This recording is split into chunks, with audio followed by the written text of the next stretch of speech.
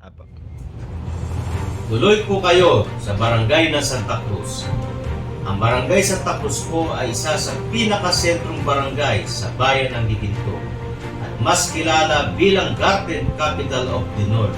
Sinasakop nito ang kabuang 247.60 hektaryang kapatagan kung saan ang pangunahing kabuhayan ay ang paghahalaman. Katulad ng karamihan sa mga barangay sa buong bayan at maging sa buong lalawigan ng Bulacan, ang aming barangay ay hindi nakakaligtas sa hagupit ng sakuna dulot ng malakas na bagyo. Dahilan sa ilang purok sa aming barangay ay kadikit ng ilog ng Giginto at nasa mababang lugar, hindi maiwasang malubog ito sa baha. Upang makaagapay, sinisigurado ng inyong lingkod na handa ang pamahalang barangay na pangasiwaan ang disaster risk reduction and management, maging ang pagresponde sa mga nasalanta. Base ito sa mahabang proseso na pagpaplano, pagsasanay at masusing konsultasyon.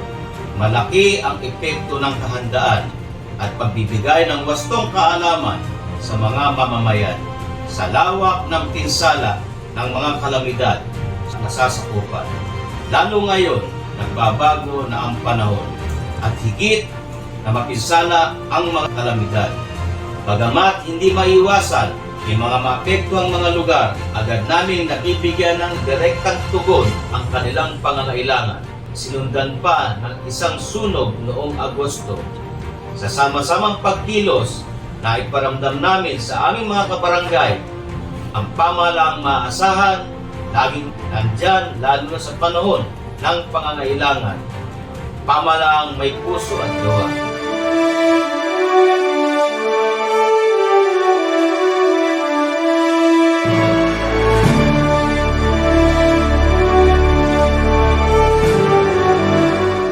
Ako po ang pinuno ng Municipal Disaster Risk Reduction and Management Office ng Bayan ng Giginto.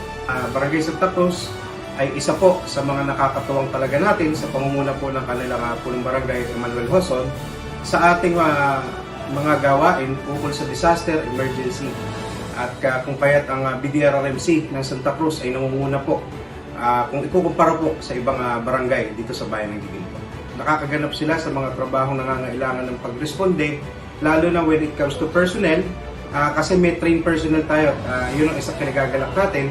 Karamihan sa personnel ng Barangay Santa Cruz ay trained base dun sa mga pagsasanay na kinukuha rin ng personnel ng MDR o ng mga Giginto. Meron pa rin po silang trained personnel for firefighting, yung mga ano po natin. In fact, nag-participate po ang Barangay Santa Cruz at nakaabot po sila sa national level ng Fire Olympics ng BFP. Ang Barangay Santa Cruz po ay kumpleto sa personnel, may kagamitan at may kaalaman para po tugunan ang mga pangangailangan ng ating mga kabarangay at in fact sila po ay nakakatulong sa amin on our part to augment for augmentation.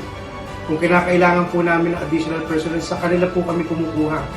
At alam po nila ang gagawin talaga sa Barangay Santa Cruz, ang BDRRM Council ng Barangay Santa Cruz. Continuous po ang aming communication ng ating Kapitan Emmanuel Joson para po mapagtulungan ang mga programa at proyekto na pwede pong pagtuunan ng pansin ng barangay at ng munisipyo para higit na makaganap sa mga tawag ng